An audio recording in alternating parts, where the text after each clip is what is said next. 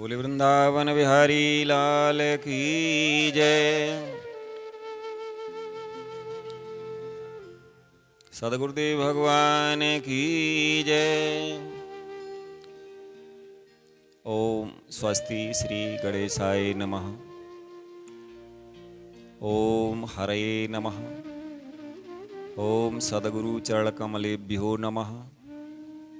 ओम सरस्वत्यै नमः।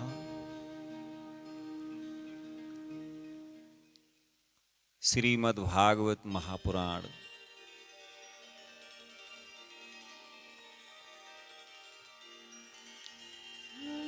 मूल संस्कृत की हिंदी व्याख्या आप सभी के समक्ष कोशिश करते हैं।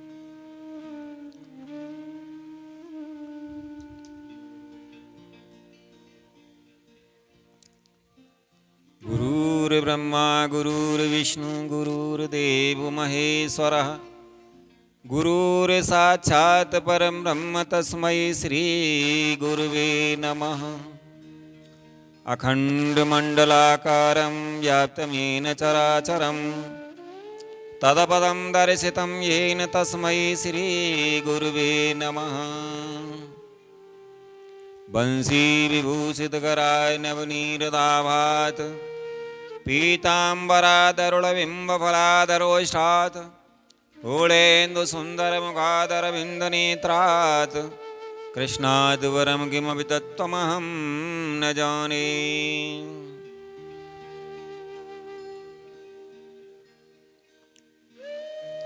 अथ वैष्णव चित्तेषु दृष्टवा भक्तिम अलौकिकीं निज लोकम परित्यज्य भगवान भक्त वत्सल।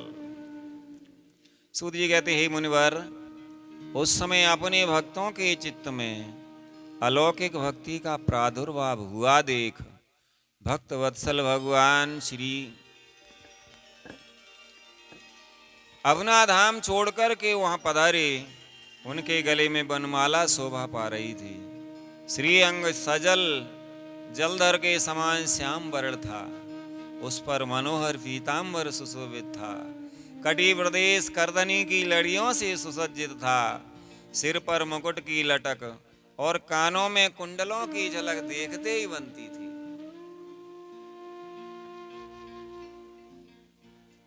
वे त्रिभंग ललित भाव से खड़े हुए चित्त को चुराए लेते थे।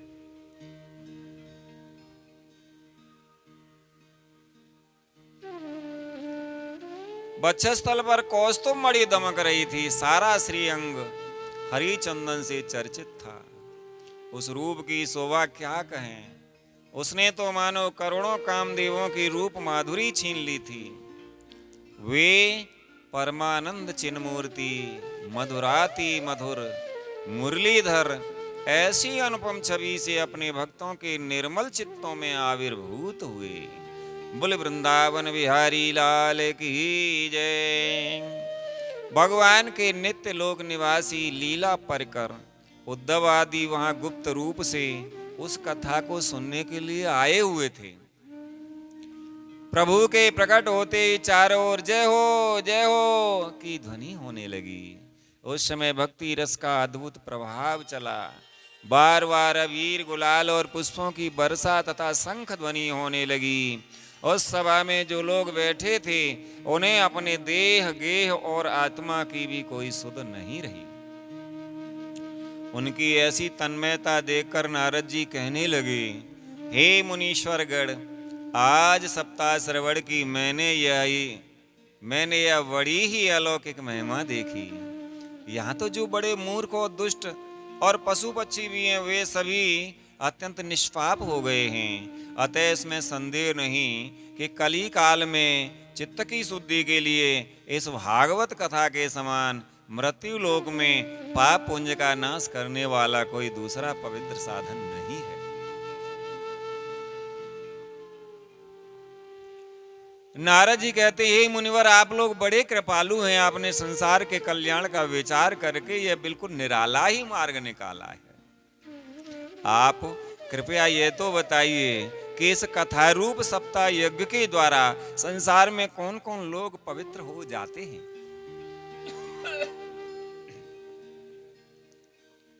सनक आदि कहने लगे, ये मानवा पाप कृतस्तु सर्वदा सदा दुराचार रता विमार्गाः क्रोधाग्नि दगदाः कुटिलाश्य कामिनः सप्ता यज्ञेन कलौ पुनन्ति ते। जो लोग सदा तरह तरह के पाप किया करते हैं, निरंतर दुराचार में ही तत्पर रहते हैं और उल्टे मार्गों से चलते हैं, तथा जो क्रोधाग्नि से जलते रहने वाले कुटिल और काम परायण हैं, वे सभी इस कलयुग में सप्ताह यज्ञ से पवित्र हो जाते हैं। सत्येन हीनापित मात्र दूषका तृष्णा कुलाश्च आश्रम धर्म वर्जिताः ये दाम्भिका मत सरलो अभिहिंसकाः सप्ताह यज्ञेन कलौ पुनन्ति ते। जो सत्य से च्युत, माता पिता की निंदा करने वाले, तृष्णा के मारे व्याकुल, आश्रम धर्म से रहित, दंभी, दूसरों की उन्नति देखकर कुढ़ने वाले और दूसरों को दुख देने वाले हैं, वे भी कलयुग में सप्ताह यज्ञ से पवित्र हो जाते हैं। पंच उग्र पापाश्छल छद्मकारिणः क्रूराः पिशाचा एव निर्दयाशये ब्रह्मस्व पुष्टा व्यभिचार कारिणः सप्ताह यज्ञेन कलौ पुनन्ति ते। जो मदिरापान, ब्रह्म हत्या, स्वर्ण की चोरी, गुरु स्त्री गमन और विश्वासघात, ये 5 महापाप करने वाले हैं। छल छद्म परायण, क्रूर, पिशाचों के समान निर्दयी, ब्राह्मणों के धन से पुष्ट होने वाले और व्यभिचारी हैं, वे भी कलयुग में सप्ताह यज्ञ से पवित्र हो जाते हैं। कायेन वाचा मनसा पिपातकम नित्यं प्रकुर्वन्ति षडाढ्येन ये परस्व पुष्टा मलिना दुराशया सप्ताह यज्ञेन कलौ पुनन्ति ते। जो दुष्ट आग्रह पूर्वक सर्वदा मन, वाणी या शरीर से पाप करते रहते हैं, दूसरे के धन से पुष्ट होते हैं तथा मलिन मन और दुष्ट हृदय वाले हैं, वे भी कलयुग में सप्ताह यज्ञ से पवित्र हो जाते हैं। सनत कुमार जी कहते हैं, नारद जी, अब हम तुम्हें इस विषय में एक प्राचीन इतिहास सुनाते हैं। उसके सुनने से ही सब पाप नष्ट हो जाते हैं। तुंगभद्रा तटे पूर्वम भूतपत्तनमोत्तमम यत्र वर्णा स्वधर्मेण सत्य सत्कर्म तत्पराः। पूर्व काल में तुंगभद्रा नदी के तट पर एक अनुपम नगर बसा हुआ था। वहां सभी वर्णों के लोग अपने अपने धर्मों का आचरण करते हुए सत्य और सत्कर्मों में तत्पर रहते थे। उस नगर में समस्त वेदों का विशेषज्ञ और श्रोत्र स्मार्त कर्मों में निपुण एक आत्मदेव नामक ब्राह्मण रहता था। वह साक्षात दूसरे सूर्य के समान तेजस्वी था। वह धनी होने पर भी भिक्षाजीवी था। उसकी प्यारी पत्नी धुंधली, कुलीन एवं सुंदरी होने पर भी सदा अपनी बात पर अड़ जाने वाली थी। उसे लोगों की बात करने में बड़ा सुख मिलता था। स्वभाव था क्रूर, प्रायः कुछ न कुछ बकवाद करती रहती थी। गृह कार्य में निपुण थी, कृपण थी और थी झगड़ालू भी। इस प्रकार ब्राह्मण दंपति प्रेम से अपने घर में रहते और विहार करते थे। उनके पास अर्थ और भोग विलास की सामग्री बहुत थी, घर द्वार भी सुंदर थे, परंतु उससे उन्हें सुख नहीं था। जब अवस्था बहुत ढल गई, तब उन्होंने संतान के लिए तरह तरह के पुण्य कर्म आरंभ किए और वे दीन दुखियों को गौ, पृथ्वी, स्वर्ण और वस्त्र आदि दान करने लगे। इस प्रकार धर्म मार्ग में उन्होंने अपना आधा धन समाप्त कर दिया, तो भी उन्हें पुत्र या पुत्री किसी का भी मुख देखने को नहीं मिला। इसलिए वह ब्राह्मण बहुत ही चिंतातुर रहने लगा। एक दिन वह ब्राह्मण देवता बहुत दुखी होकर घर से निकलकर वन को चल दिया। दोपहर के समय उसे प्यास लगी, इसलिए वह एक तालाब पर आया। संतान के अभाव के दुख ने उसके शरीर को बहुत सुखा दिया था, इसलिए थक जाने के कारण जल पीकर वह वहीं बैठ गया। 2 घड़ी बीतने पर वहां एक सन्यासी महात्मा आए। जब ब्राह्मण देवता ने देखा कि वे जल भी पी चुके हैं, तब वह उनके पास गया और चरणों में नमस्कार करने के बाद सामने खड़े होकर के लंबी लंबी सांसें लेने लगा। सन्यासी ने पूछा, कहो ब्राह्मण देवता, रोते क्यों हो? ऐसी तुम्हें क्या भारी चिंता है? तुम जल्दी ही मुझे अपने दुख का कारण बताओ। ब्राह्मण ने कहा, हे महाराज, मैं अपने पूर्व जन्म के पापों से संचित दुख का क्या वर्णन करूं?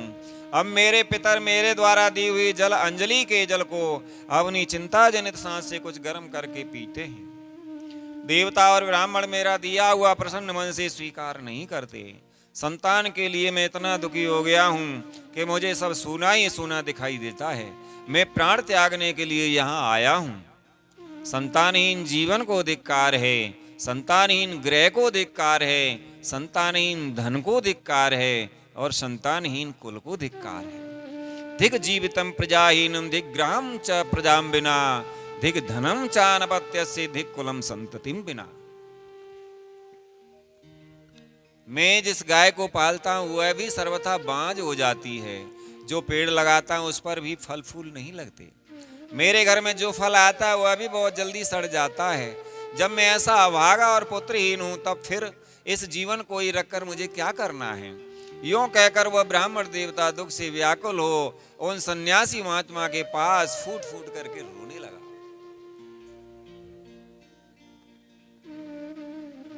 तब उन यतिवर के हृदय में बड़ी करुणा उत्पन्न हुई। वे योगनिष्ठ थे। उन्होंने उसके ललाट की रेखाएं देखकर सारा वृतांत जान लिया और फिर उसे विस्तार पूर्वक कहने लगे।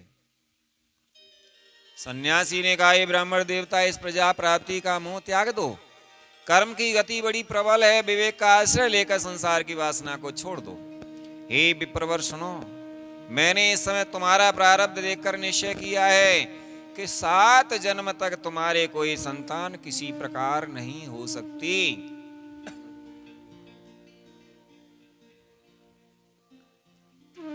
पूर्व काल में राजा सगर एवं अंग को संतान के कारण दुख भोगना पड़ा था। ये ब्राह्मण, अब तुम कुटुंब की आशा छोड़ दो। संन्यास में ही सब प्रकार का सुख है। ब्राह्मण ने कहा, हे महात्मा जी, विवेक से मेरा क्या होगा? मुझे तो बलपूर्वक पुत्र दीजिए, नहीं तो मैं आपके सामने ही शोक मूर्छित होकर अपने प्राण त्यागता हूं। जिसमें पुत्र स्त्री आदि का सुख नहीं है, ऐसा संन्यास तो सर्वथा नीरस ही है। लोक में सरस तो पुत्र पौत्र आदि से भरा पूरा गृहस्थ आश्रम ही है। ब्राह्मण का ऐसा आग्रह देखकर उन तपोधन ने कहा, विधाता के लेख को मिटाने का हठ करने से राजा चित्रकेतु को बड़ा कष्ट उठाना पड़ा था। इसलिए देव जिसके उद्योग को कुचल देता है,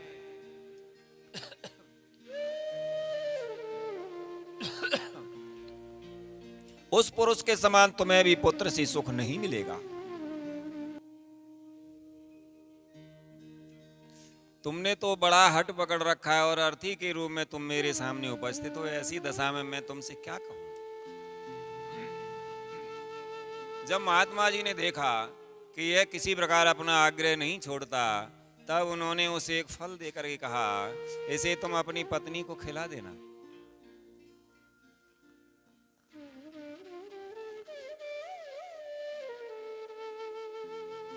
इससे उसके एक पुत्र होगा। तुम्हारी स्त्री को 1 साल तक सत्य, शौच, दया, दान और एक समय एक ही अन्न खाने का नियम रखना चाहिए। यदि वह ऐसा करेगी तो बालक बहुत शुद्ध स्वभाव वाला होगा। यों कहकर वे योगी राज चले गए और ब्राह्मण अपने घर लौट आया। वहां आकर उसने वह फल अपनी स्त्री के हाथ में दे दिया और स्वयं कहीं चला गया। उसकी स्त्री तो कुटिल स्वभाव की थी। वह रो रो कर अपनी एक सखी से कहने लगी, हे सखी, मुझे तो बड़ी चिंता हो गई। मैं तो ये फल नहीं खाऊंगी। फल खाने से गर्भ रहेगा और गर्भ से पेट बढ़ जाएगा, फिर कुछ खाया पिया जाएगा नहीं। इससे मेरी शक्ति छीड़ हो जाएगी। तब बता, घर का धंधा कैसे होगा? और देववश यदि कहीं गांव में डाकुओं का आक्रमण हो गया तो गर्भिणी स्त्री कैसे भागेगी? यदि सुखदेव जी की तरह यह गर्भ भी पेट में ही रह गया तो इसे बाहर कैसे निकाला जाएगा? और कहीं प्रसव काल के समय वह टेढ़ा हो गया तो फिर प्राणों से ही हाथ धोना पड़ेगा। यों भी प्रसव के समय बड़ी भयंकर पीड़ा होती है। मैं सुकुमारी भला यह सब कैसे सहूंगी? मैं जब दुर्बल पड़ जाऊंगी तब नंदरानी आकर के घर का सब माल मता समेट ले जाएंगी और मुझसे तो सत्य, शौच आदि नियमों का पालन होना भी कठिन ही जान पड़ता है। जो स्त्री बच्चा जनती है उसे उस बच्चे के लालन पालन में भी बड़ा कष्ट होता है। मेरे विचार से तो वंध्या या विधवा स्त्रियां ही सुखी हैं। मन में ऐसे ही तरह तरह के कुतर्क उठने से उसने वह फल नहीं खाया, और जब उसके पति ने पूछा फल खा लिया, तब उसने कह दिया हाँ खा लिया। एक दिन उसकी बहन अपने आप ही उसके घर आई। तब उसने अपनी बहन को सारा वृतांत सुनाकर कहा कि मेरे मन में इसकी बड़ी चिंता है। मैं इस दुख के कारण दिनों दिन दुबली हो रही हूँ। हे बहन, मैं क्या करूँ? बहन ने कहा, मेरे पेट में बच्चा है, प्रसव होने पर वह बालक मैं तुझे दे दूंगी, जब तक तू गर्भवती के समान घर में गुप्त रूप से सुख से रहे। तू मेरे पति को कुछ धन देगी तो वे तुझे अपना बालक दे देंगे। हम ऐसी युक्ति करेंगी कि जिसमें सब लोग यही कहें कि इसका बालक 6 महीने का होकर मर गया, और मैं नित्य प्रति तेरे घर आकर उस बालक का पालन पोषण करती रहूंगी। तो इस समय इसकी जांच करने के लिए इस फल को गऊ को खिला दे। ब्राह्मणी ने स्त्री स्वभाव जो जो उसकी बहन ने कहा था वैसे ही सब किया। इसके पश्चात समय अनुसार जब उस स्त्री के पुत्र हुआ, तब उसके पिता ने चुपचाप लाकर उसे धुंधली को दे दिया, और उसने आत्मदेव को सूचना दे दी कि मेरे सुखपूर्वक बालक हो गया है। इस प्रकार आत्मदेव के पुत्र हुआ सुनकर सब लोगों को बड़ा आनंद हुआ। ब्राह्मण ने उसका जात कर्म संस्कार करके ब्राह्मणों को दान दिया, और उसके द्वार पर गाना बजाना तथा अनेक प्रकार के मांगलिक कृत्य होने लगे।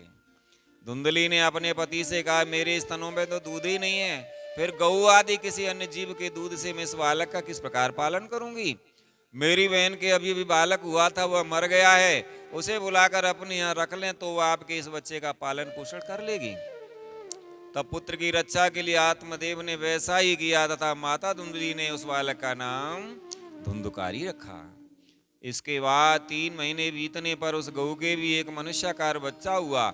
वह सर्वांग सुंदर, दिव्य, निर्मल तथा स्वर्ण की सी कांति वाला था। उसे देखकर ब्राह्मण देवता को बड़ा आनंद हुआ, और उसने स्वयं ही उसके सब संस्कार किए। इस समाचार से और सब लोगों को भी बड़ा आश्चर्य हुआ, और वे बालक को देखने के लिए आए तथा आपस में कहने लगे, देखो भाई, अब आत्मदेव का कैसा भाग्योदय हुआ है। कैसे आश्चर्य की बात है कि गौ के भी ऐसा दिव्य रूप बालक उत्पन्न हुआ है। देव योग से इस गुप्त रहस्य का किसी को भी पता नहीं लगा। आत्मदेव ने उस बालक के गौके से कान देखकर उसका नाम गोकर्ण रखा। कुछ काल बीतने पर वे दोनों बालक जवान हो गए। उनमें गोकर्ण तो बड़ा पंडित और ज्ञानी हुआ, किंतु धुंधुकारी बड़ा ही दुष्ट निकला। स्नान, शौच आदि ब्राह्मणोचित आचारों का उसमें नाम भी नहीं था, और न खान पान का ही कोई परहेज था। क्रोध उसमें बहुत बड़ा चढ़ा था। वह बुरी बुरी वस्तुओं का संग्रह किया करता था। मुर्दे के हाथ से छुआया हुआ अन्न भी खा लेता था। दूसरों की चोरी करना और सब लोगों से द्वेष बढ़ाना उसका स्वभाव बन गया था। छिपी छिपी वह दूसरों के घरों में आग लगा देता था। दूसरों के बालकों को खिलाने के लिए गोद में लेता और उन्हें जट चट कुएं में डाल देता। हिंसा का उसे व्यसन सा हो गया था। हर समय वह अस्त्र शस्त्र धारण किए रहता और बेचारे अंधे और दीन दुखियों को व्यर्थ तंग करता। चांडालों से उसका विशेष प्रेम था। बस हाथ में फंदा लिए कुत्तों की टोली के साथ शिकार की टो में घूमता रहता। वेश्याओं के जाल में फंसकर उसने अपने पिता की सारी संपत्ति नष्ट कर दी। एक दिन माता पिता को मार पीट कर घर के सब बर्तन भांडे उठा ले गया। इस प्रकार जब सारी संपत्ति स्वाहा हो गई, तब उसका कृपण पिता फूट फूट कर रोने लगा और बोला, इससे तो इसकी माँ का बांझ रहना ही अच्छा था। कुपुत्र तो बड़ा ही दुखदाई होता है। अब मैं कहाँ रहूं, कहाँ जाऊं? मेरे इस संकट को कौन काटेगा? हाय, मेरे ऊपर तो बड़ी विपत्ति आ पड़ी है। इस दुख के कारण अवश्य मुझे एक दिन प्राण छोड़ने पड़ेंगे। उसी समय परम ज्ञानी गोकर्ण जी वहां आए और उन्होंने पिता को वैराग्य का उपदेश करते हुए बहुत समझाया। वे बोले, पिताजी, यह संसार असार है। यह अत्यंत दुख रूप और मोह में डालने वाला है। पुत्र किसका, धन किसका? स्नेहवान पुरुष रात दिन दीपक के समान जलता रहता है। असार है खल संसारो दुख रूपी विमोह कहा। सुता कस्य धनम कस्य स्नेहवान जलते अनशम। ना चेन्द्र सुखम किंचिन सुखम चक्रवर्तिनः सुखमस्ति विरक्तस्य मुनेरेकांत जीविनः प्रजाज्ञानम प्रजारूपम मोहतो नरके गति निपतस्यति देहो अयम सर्वम त्यक्त्वा वनम व्रज। सुख न तो इंद्र को है और न चक्रवर्ती राजा को ही, सुख है तो केवल विरक्त एकांत जीवी मुनि को। यह मेरा पुत्र इस अज्ञान को छोड़ दीजिए, मोह से नरक की प्राप्ति होती है। यह शरीर तो नष्ट होगा ही, इसलिए सब कुछ छोड़कर वन में चले जाइए। गोकर्ण के वचन सुनकर आत्मदेव वन में जाने के लिए तैयार हो गया और उनसे कहने लगा, बेटा वन में रहकर मुझे क्या करना चाहिए, यह मुझसे विस्तार पूर्वक कहो। मैं बड़ा मूर्ख हूं, अब तक कर्मवश इसने पास में बंधा हुआ अपंग की भांति इस घोर रूप घर रूप अंधेरे कुएं में ही पड़ा रहा हूं। तुम बड़े दयालु हो, इससे मेरा उद्धार करो। गोकर्ण जी ने कहा, देहे अस्तिमास रुदरे अभिमतिम त्यजत्वम जाया सुतादि सदा ममताम विमुंच पश्यानिशम जगदिदम क्षणभंग निष्ठम वैराग्य राग रसिको भव भक्ति निष्ठः। पिताजी, यह शरीर हड्डी मांस और रुधिर का पिंड है, इसे आप मैं मानना छोड़ दें और स्त्री पुत्र आदि को अपना कभी न माने। इस संसार को रात दिन क्षण भंगुर देखें, इसकी किसी भी वस्तु को स्थायी समझकर इसमें राग ना करें। बस एकमात्र वैराग्य रस के रसिक होकर भगवान की भक्ति में लगे रहें। धर्मम भजसु सततम त्यज लोक धर्मान सेवत साधु पुरुषां जय काम तृष्णाम अन्यश्च दोष गुण चिंतन मास मुक्त्वा सेवा कथा रसमो नितराम पिबत्वम। भगवत भजन ही सबसे बड़ा धर्म है, निरंतर उसी का आश्रय लिए रहें। अन्य सब प्रकार के लौकिक धर्मों से मुंह मोड़ लें, सदा साधु जनों की सेवा करें, भोगों की लालसा को पास न भटकने दें तथा जल्दी से जल्दी दूसरों के गुण दोषों का विचार करना छोड़कर एकमात्र भगवत सेवा और भगवान की कथाओं की रस का ही पान करें। इस प्रकार पुत्र की वाणी से प्रभावित होकर आत्मदेव ने घर छोड़ दिया और वन की यात्रा की। यद्यपि उसकी आयु उस समय 60 वर्ष की हो चुकी थी, फिर भी बुद्धि में पूरी दृढ़ता थी। वह रात दिन भगवान की सेवा पूजा करने से और नियम पूर्वक भागवत के 10वें स्कंद का पाठ करने से उसने भगवान श्री कृष्णचंद्र को प्राप्त कर लिया। इत श्री पद्म पुराणे उत्तरखंडे श्रीमद्भागवत महात्म्ये विप्रमोक्षो नाम चतुर्थो अध्यायः। बोले वृंदावन बिहारी लाल की जय, सद्गुरुदेव भगवान की जय।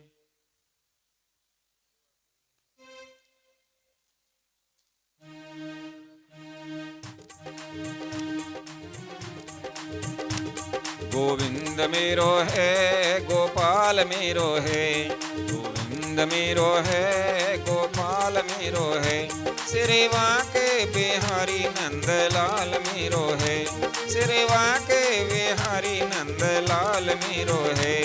गोविंद मेरो है गोपाल मेरो है, गोविंद मेरो है गोपाल मेरो है, सिरेवा के बिहारी नंदलाल मेरो है, सिरेवा के बिहारी नंदलाल मेरो है। गोविंद मेरो है गोपाल मेरो है, गोविंद मेरो है गोपाल मेरो है। बोले वृंदावन बिहारी लाल की जय, सद्गुरुदेव भगवान की जय।